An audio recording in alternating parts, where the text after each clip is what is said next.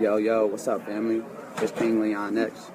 This is episode 65. Episode 65. Today is March 1st, 2017. March 1st, 2017. This is episode 65.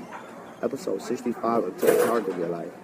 It's our midday self-mastery, self-motivation series where we discuss strategies, tactics, and concepts that we can implement on a daily basis that will measurably increase the quality of our life.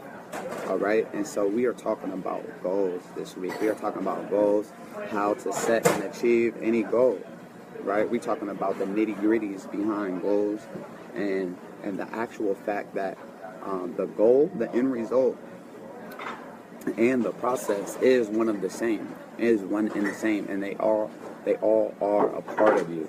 The end result of your goal, all right, and the goal that you set, and the process, and where you are now, it's all the same. It's all one unitary process, all right. So when it comes to goal setting from the perspective of neurological science of maximum achievement, it says one of the first points is like no matter how big your goals are, no matter how grand they are, they're way too small. All right, and so because Les Brown says that the problem isn't that people aim too high in life and miss, is that they aim too low and hit. And so it's important for us to have these big, grand, massive, long-term goals, long-term visions of the future, so we can grow into that. It's important for us to project and speak on ourselves of the person that we would like to become or the person that we intend to become, so we can affirm this new self-image, right? And then we can grow into that, and then situations in our life are going to happen that will push us closer to this thing, push us closer to the attainment of that goal. Okay, so we're gonna talk about the fundamental errors of that people make when they set goals, and then how to avoid those. The main error that people make with their goals is that they believe that it's separate from themselves, and they're not. They don't have it clearly defined, specifically of the feeling. They don't have the feeling that they'll get from accomplishing that goal defined. And so through the whole process of goal achievement, the whole process of attainment of that definite purpose, they are missing. Like, it's important to people who have the discipline to turn their goals to achievements. They understand that in that process of your idea from that you can see with your eyes closed and making it a physical reality. They see themselves with that end goal in mind, and then the feeling that they'll get from that, and then they try and create and feel that feeling and feel that emotion right now. They feel it right now. They feel it in the process, the whole process of achieving their goal. That keeps them in an attitude of gratitude. That's one of the things that I struggle with too sometimes when it comes to my goal setting. All right, but with proper goal setting, you can earn 3, 5, 12 times more, in 12 months, and attract the people and the tools that are and the resources that are necessary. Right? When it comes to goal setting, and the importance of those things is it gives us multiple ways and options and avenues to feel proud of ourselves. You feel me? And to give our life purpose and meaning. Now, when it comes to goals, right, especially Revolution, she uses oh, my bad, I just got a text. All right, so I'm gonna use a goal we're gonna talk about. You could picture your goal in your mind. I was gonna talk about a specific goal. I need you to picture a specific, clear goal that you have in your mind, and something that you want to accomplish, something that you committed and you're willing to put in the work and the effort to get there, right? Or are you? Because the first question we have to ask, we have to understand interested versus committed. All right, we have to understand, are we interested in something You feel me? Are we interested in what we want to accomplish? Are we interested in making it happen, or are we interested in this particular thing manifesting and becoming the type of person that has that, or are we committed? Because when you're interested, and this is a point where I was at for a long time when it came to personal achievement. I was interested in personal achievement. I was interested in self-mastery. I was interested in personal development. I was interested in black nationalism. I was interested in black power. I was interested in knowledge of self. I was interested in all these things, but was I committed? Am I committed? Right? So when you're just pure interested, when you're just interested, then you're not going to do what it takes. Right? People who are interested in something are not going to do what it takes to make it happen. They're only going to do what's easy, and they're going to do what's convenient, just like everyone else. All right? People want to move the path of people want to go the path of least resistance. So people don't want to do what it takes. If you're interested, you're not going to do what it takes. You're only going to do what's easy, and you're only going to do what's convenient, just like what everyone else does. But then once you become committed, and again, this is episode 65. Take charge of your life. If I say something that resonates with you, type make the choice. But I know that I don't get much comments on my posts because I understand that people are actually tuned in, and also oftentimes people be sending me messages showing their notes that they take. All right. So we talk about being interested. If you're interested, then you're not going to do what it takes. You're only going to do what's easy. You're going to do what's convenient, just like everyone else does. All right. But when we become committed, once we become committed, this is when we make the choice. This is where make the choice comes in. When you're committed, you're committed to a decision. You make a decision. You make a choice. That's inward. Right. Now, when you make that choice on the inner, it's not going to reflect on your outer world just like that.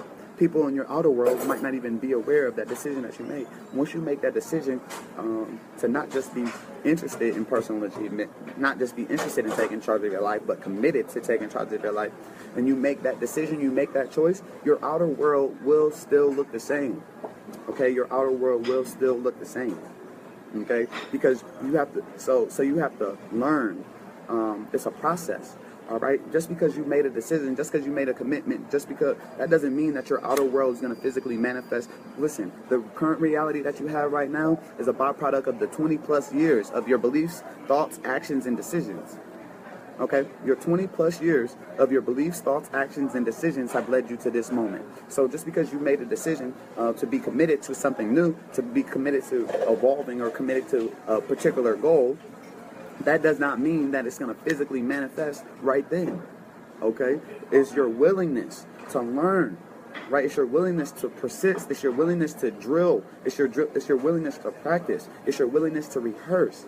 It's your willingness to do what needs to be done, right? And then in due time, you will begin to see the physical manifestations of that decision that you made, right? So when I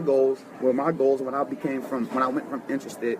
And when I went from interested to committed in my black nationalist efforts, right, or self-mastery and all these other different types of things, and the results that I see now based on my internal decision, they manifest in many different forms. See, the problem is most people only define abundance with money. And then so if you don't have money, or you don't have an abundance of cash flow, then it appears to be that you're not headed in the direction that you want to be headed, right? Just because when you take the time to actually write out what you want in your life, social, economics, political, spiritual beliefs, and what you want to experience in your family and all these types of things,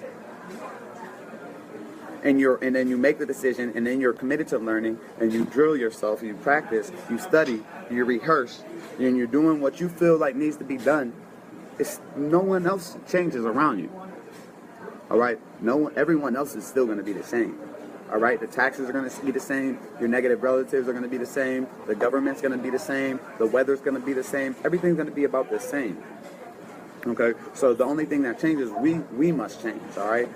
And so when the pressure is on, how we respond to these things is going to determine how much we have changed. Not necessarily in our lip service, but in our actions, you see. And so we don't want to point any blame, and we don't want to make any excuses. When you're committed, you don't point the finger.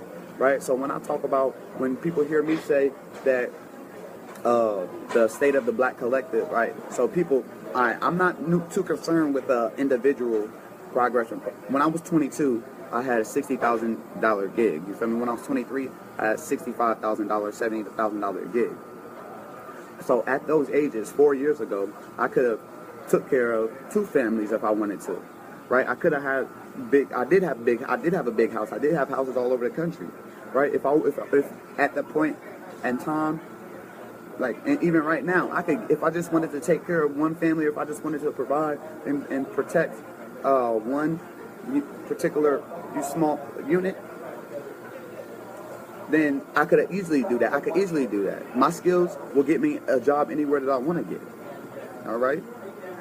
However, what I'm concerned with is the total welfare of the black collective. I'm concerned with, I know what institutions that have been developed that put our women and children in or program us, right, into these types of situations. I'm concerned with building counter institutions, counter systems, okay, which is a long, drawn out process. Some people might not understand, right? Some people might not get it this year. Some people didn't get it last year. Some people didn't get it the year before. When I started talking personal achievement in 2012, not everybody got it.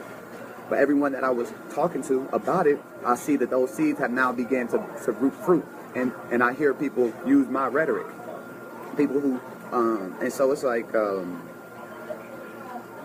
when we become committed, which I'm still learning, right? I'm still learning to be, how do I become wholly committed to a particular goal, a particular holistic goal, and how do I use all my time, effort, energy, and attention towards the attainment of that goal, right? How do I focus all my attention on how I can and how I will achieve these, right? And so this is what I'm concerned with. This is what was on my mind. So nothing else really matters. I'm pretty much detached from other parts of the physical realm that other people might think that I should be attached with. But that's okay, right?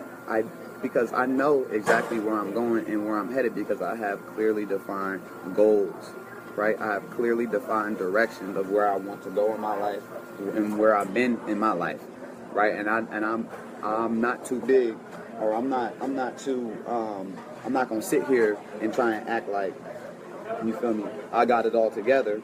But I know that look, we could even look at this, right? New goals, February 10th, 2017, right? February 10th, 2017, still writing goals, right?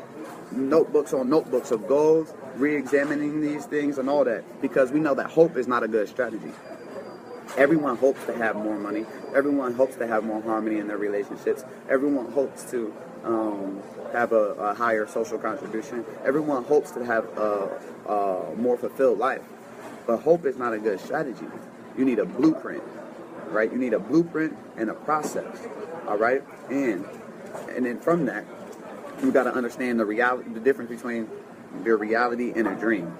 Oftentimes, I even catch myself living in the dream and neglecting the reality, right? And that's what happens if I study any philosopher, any visionary, any monumental person who study where the world is going to get there first. Anyone who's projecting ideas and concepts that are before their time, they've always been hated. They've always been talked smack about. They've always been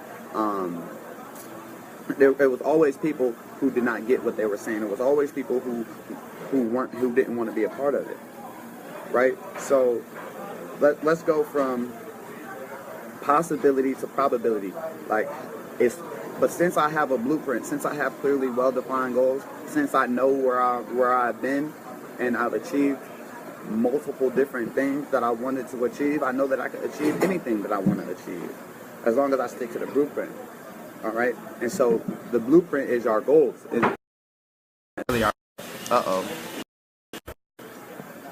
The blueprint isn't our goal, necessarily our goal, but it's that organized plan to that goal, the organized process to that, the strategies, the tactics that we're going to implement. All right, so we have to start with clarity of exactly what we want and what we're committed to achieve. I'm committed to becoming my greatest version, right? So that's developing myself to the full, physically, mentally, spiritually, emotionally, right? Financially, I'm committed to building my participating in free enterprise, building my brand, or building a brand that is internationally known and globally recognized. I'm committed to building the systems, institutions, and processes that will aid the Black collective in our entire advancement toward the global renaissance. Right? I'm committed to building a counter system instead of just existing in Babylon. So people, if someone doesn't want to, most people aren't going to get that, right? But I know that I know exactly what I want and what I'm committed to achieve. So the first thing when it comes to your goal setting is that you have to be specific, right? You have to be specific, and then you have to choose a goal that you never achieved before. A lot of people achieve things or set goals. They use their memory to set goals. They use their memory and they set goals based on things that they've already done, things that they've already accomplished, right? Things that they've already done and things that they've already accomplished. They're acting on their memory. So then that's limiting their future, right? Whereas the most successful, powerful, influential people, and if you want to set a goal that's going to give you some energy and some force and some power, you want to use your imagination. You want to close your eyes and imagine what an ideal future would look like, and then if you can organize a plan to get that, or a blueprint to get that. So you want to set a goal that you never achieved before, so it could pull something out of you that you didn't know was in there. All right. So the first thing when it comes to goals is you want to define clearly what you want. Right. You want to define clearly what you want. You want to have precision. You want to be precise with what you want in your business. What do you want 5 years from, 3 years from now, 5 years from now, 10 years from now, 20 years?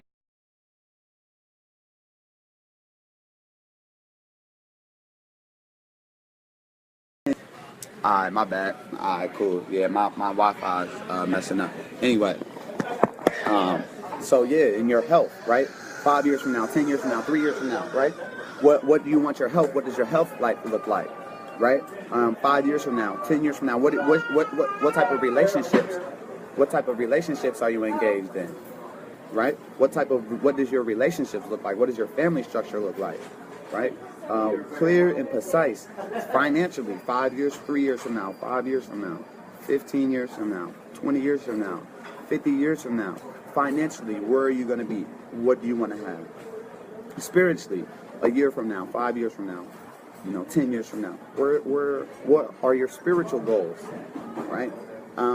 3 years from now, 5 years from now, what are your legacy goals? What is your charity, right? Because when you die and everyone that knows you dies, unless you made a significant difference, it's like you were never born, right? If I was to die right now, if I was to die today, all right, I have over 1,000 videos online where I'm talking about personal achievement and power, right? Over 1,000 videos. My YouTube channel got almost 700. Right, and from when I first time I asked myself these questions, right, in 2011 or 2010, I asked myself, damn, when I was a pallbearer for my partner, and I'm carrying them to the ground, I'm like, damn, if I was to die right now, the only thing that people can say is that, damn, this nigga LJ is the life of the party. He always had the best weed, and he always surrounded himself with beautiful women. And he was wild and crazy, like you never knew what he was going to do next. That's all that they would say, and that wasn't enough for me. That wasn't enough. If I was to die, they was to give me condolences to my family and say, hey, this man was the life of the party. He always had hella queens. He always had drugs, and he's just a dope boy. Like that's what you would do. And that wasn't enough for me. So then I decided to make a decision. So then now if I was to die today, you know what people would say about me? Way more things of constructive value than that. Right? Over 1 million people know who I am. You feel me? That I met personally. Over the years of traveling, sales, and all these types of things. And then social media, millions of people Like, since during my time on social media, I've had 6 or 7 videos of my videos go to 1 million views.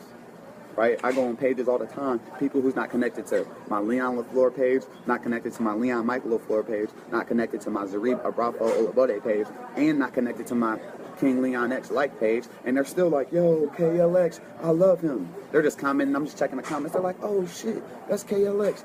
Oh man, that dude got bars. Oh man, oh he's such an inspiration. Right? I love how he lets us in his life, and he allows himself to be vulnerable, and he grows in front of us. Right? People I get messages all the time where people tell me that I make them a better parent because they know who I am and they listen to my message. They're a better parent to their child. Men come up to me and say, hey man, I started listening to you. Hey, now I got a relationship with my children that I didn't have before. Queen's like, because of some of your concepts and perspectives on child development and how the human brain works, I'm now I get a higher response. The results from my child are better. Okay, King Leon X, when you came to our school and you spoke to our students, they're walking down the hallway telling each other that they got the power, and the power is theirs. You see, hey King Leon X, when you out here, see the thing. So when it comes to goals, right, and what people want, because I just paused there on legacy real quick and charity because that's important. It's the most important thing to me. All these other little different things is like they're all I shouldn't say it's most important. They're all equally important. Legacy, relationships, business, health, finance, and spirituality. They're all important, right? But I'm focused on a social contribution unlike anyone else that I've ever heard. All right. So once we have these goals, wait, how much time we got? 21. Hey, it's all good. Once we have these goals, then we develop the strategies, the tactics, and the processes. Here, let me show y'all what this look like. I'm gonna start dropping PowerPoints. I'm gonna start dropping and releasing PowerPoints for some of these concepts. But look, so it's just a pyramid. You see, it's the pyramid. At the top is your goals, right? The second is your strategies, tactics, and processes, right? The strategies, tactics, and processes. That's using your resources. That's your plan. That's your blueprint, right? That's the cohesive, coherent process. That's about you deciding what you're gonna do, what you need to do on a daily basis to achieve your goal. Strategies is what to do. The tactics is how to do it. The processes is the systems that you follow daily. So that's what you need to develop. You need to develop strategies, tactics, and processes. All right? Strategies is what to do. Tactics is how to do it. Processes is the systems that you follow on a daily basis. Part of my systems that I follow on a daily basis, obviously, is my Take Charge of Your Life. I do 30 minutes of reading, 30 minutes of lectures, audio books, starting to get my meditation back, and then I have phone calls. I talk to at least 10 people that I never met on social media. I build my relationships. I make music, and I get clear about the direction in which I'm headed. That's part of my daily processes. Right? So we got the goals, and then we got the strategies, tactics, and processes. Okay? And then, matter of fact, I'm going to pick up tomorrow. We're going to talk about habits, beliefs, and the big why. All right? But your habits, because this is what all comes, when it comes to dramatic life change, when it comes to goal setting, when it comes to achieving anything that you want and anything that you desire, it's a science to it. Someone else has probably already achieved it. And if they haven't achieved it, there's a process of someone who achieved something like it. And anyone who's achieved anything of significance used a certain process, used a certain philosophy, right? And it's about how do we embody that philosophy and leverage it towards achieving what we want, right? So we got our goals, we got business, relationships, legacy, charity, health, finance, and spirituality. We got the strategies, tactics, and processes. The strategies is what to do. The tactics is how to do it. The processes is the system that you follow daily. Habits.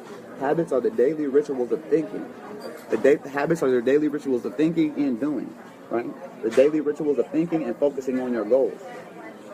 right? Most people write down their goal. A lot of people who a maximum achievement, which I still haven't done yet, but they write their goals down every day and they look at them every day. They get out of the destructive cosmic habit force and a whole bunch of different things. So that's what I'm gonna pick up tomorrow. When it comes to goals, we're gonna talk about habit. We're gonna talk about habit, and we're gonna talk about the beliefs. All right, we're gonna talk about your beliefs, whether they're explicit and implicit beliefs, and then we're gonna talk about your big why. We're gonna talk about why you want these things anyway, right? And so for the rest of the week, that's where we at with it. We're talking about goals. You must have those goals, right? Without goals, then you really become a wandering generality because you have no direction and aim, right? And this is not where you want to be. This is not where you want to be. You don't want to be a person with no direction and no aim. All right? It's King Leon next. This was episode 65. Episode 65, you see? 65 days of me dropping these jewels on y'all and even on myself, reminding myself of the things that are necessary, right, in order for me to achieve the things that I say that I want to achieve. And with that being said, it's King Leon next. The human liberator, unapologetic black voice of America. You could go to my website, kingleonx.com. You could purchase my book, and you could get my album. Other than that, y'all stay grateful.